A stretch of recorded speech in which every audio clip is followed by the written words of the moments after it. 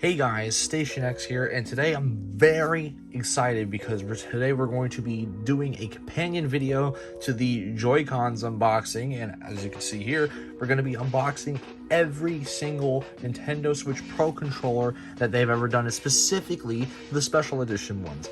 Of course, I have the regular one right here. I just cannot find the box for it. I know I have it somewhere, but I just can't find the box for it. But basically, obviously, we know what the Pro controller is.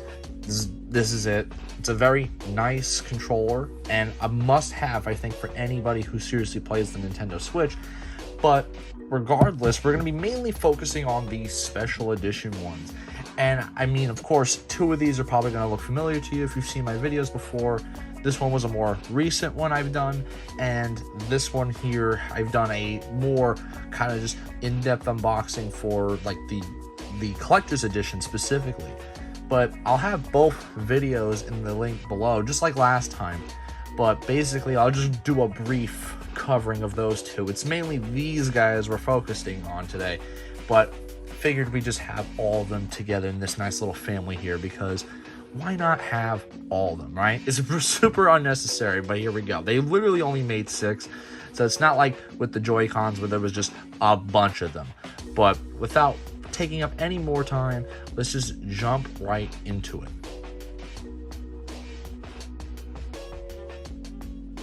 So we're gonna start off with one of the ones I did already, just so I could get it over with, because I already did an unboxing of this, and if you want to see a more in-depth one, just check out that video in the link below. But basically, this is the second Monster Hunter controller they did, Monster Hunter Rise Sunbreak, and it's more of a counterpiece to the original one, which I very much like a lot. This is a very nice silver, which I think is really gorgeous on the controller. I pretty much said most of my piece on it, and of course, something you're going to notice throughout the videos, I'm going to keep the plastic on. I already have a Pro controller plus the Smash Brothers one, so I really don't need to, remove that plastic.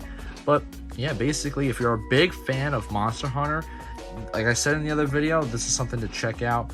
But if you want to, again, see the full thing, just check that out in the link below.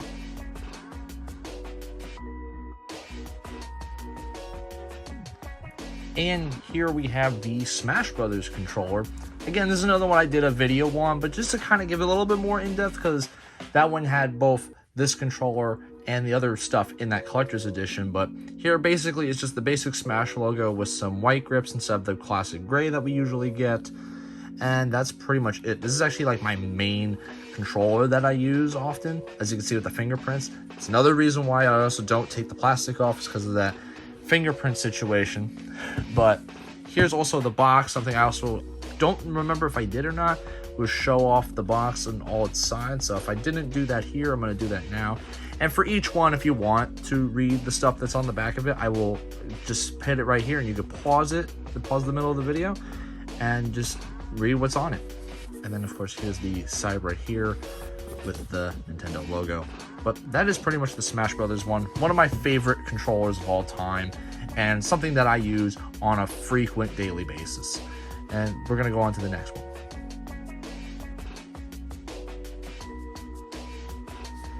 And here we have the Splatoon one. This one I think has the most unique box of all time. It's actually the first one that came out, obviously honoring Splatoon, and the more basic one out of all of them, in my opinion. Here's the front of it right here. Here's the side. Here's the back of it. Pause that if you want to read. And here's the other side again.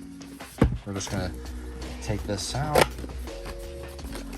And all the controllers basically come in like this, with this cardboard holding it in place. You have this protective sleeve, and it comes with this USB-C cable, because it does use USB-C charging. And then here we have the controller itself. Very similarly to the the Joy-Cons that they did for Splatoon as well. You got lime green and pink. Very much cool combination. Very much like the pink handle on it. It's very cool. And of course, here we have little splatter logos everywhere, or just little icons and stuff. with some other illustrations here, which is a very nice touch. It's not the most colorful thing in the world compared to the other guys, especially the only real color you get is these grips, and of course the back of it here. Got some nice splatter marks as well, but at least it is something. At least it's something different, something nice. This came out almost immediately when the Switch came out. I want to say it maybe a few months later. So yeah, this one's a really nice find. It's a little hard to get right now, but it's not the most expensive out of the bunch. The Smash Brothers one I forgot to mention, that one was say 100, 110. This one was 88, which a standard Pro controller is $70. So I mean, that's not too bad in my opinion. But yeah, this is the Splatoon.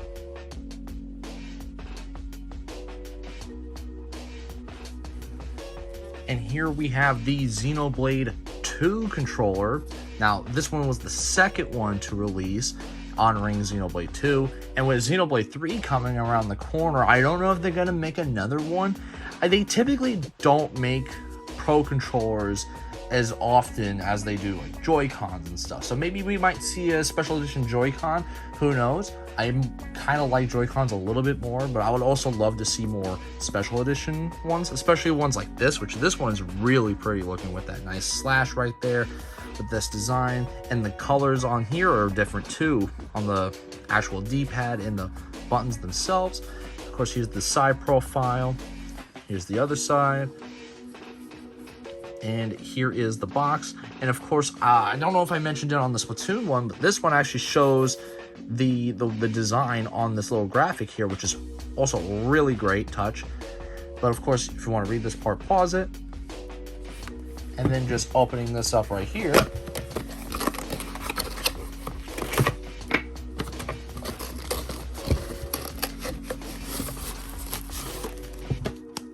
We got the Xenoblade controller.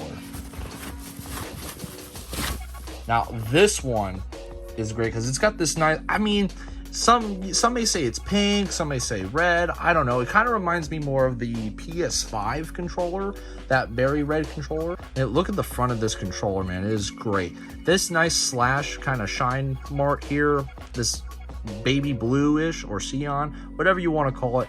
It is really nice looking on the controller. It's one of those simple, like less is more sort of deals. Unlike this, you know, the Splatoon one has a little bit more going on for it. And here are some things that it didn't do was have changing colors here, which is really nice touch. Makes it unique and stand out. And of course, I mean, there's no design on the back here, but just this nice coloring, which typically the color a lot of the times ends up just being the grip. So I'm kind of glad that the back matches it too. And overall, just really nice, beautiful looking controller. And now on to the last one.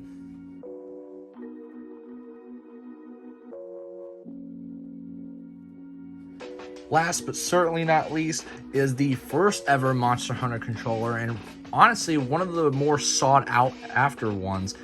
This one is pretty darn nice, and I gotta say, because this gold right here, if it's anything like the other one, the second Monster Hunter controller, it's gonna be nice because I really like gold on controllers. Just gold shiny, that's my bread and butter. Of course, this is obviously commemorating when Monster Hunter first originally released, Monster Hunter Rise specifically. And here is the front of the controller, of the box. This is the side of the box. Here's the back. Pause if you want to read. This time, they did not have the little graphic here, which is weird. It's a little inconsistent with some of the releases. And here is the other side. I'm just getting this one open as well.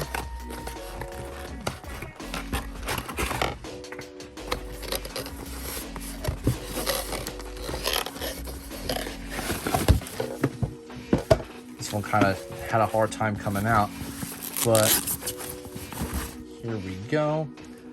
Wow, look at that. That gold is really nice. See, and I liked it as like a companion piece because of how the dragons are facing each other, which there's a lot more silver going on here. So I'm kind of leaning towards this one a little bit more, but this one's also very nice too. This part right here kind of gives me some Zelda vibes because the Zelda Joy-Cons did a similar thing with arrows kind of coming off of the sticks. And of course that nice looking dragon right there, or monster. I don't know if it could be a dragon.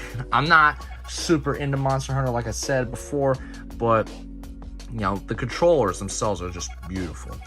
And this is a controller where it's more similar to the Pro, like the standard Pro controller. There wasn't a whole lot going on throughout the controller, but just the front right here, like this is the main show right there. That is all of the Pro controllers. Now what we're gonna do is just kind of have them line them all up for just one last look at all of them together. Now that we're towards the end of the video, just want to do a quick look at all the controllers, just kind of how they are. Just taking this camera off real quick. I mean, just look at that. Well, having them all together like this is pretty nice and neat. And like, is it something that's necessary? Probably not, but I just wanted to just do kind of just like I said in the beginning, a companion video to the Joy-Cons. Just having them all together just always just looks very nice in a collection. If you're someone who's a super fan of Nintendo, then of course all these controllers are just so nice to have. And the Pro controller themselves is just like, they're like my second favorite controller of all time, just because of how comfortable it is. The buttons feel good, the D-pad's okay, but you know, I mean, my favorite controller of all time, everyone says the D-pad's bad, and that's the 360. So I mean, this D-pad's a definite step up. But regardless, please let me know what you guys think. What is, like, do you like the Pro controller? Which one's your favorite? Let me know in the comments below. I am Station X, and I hope you guys have a wonderful day.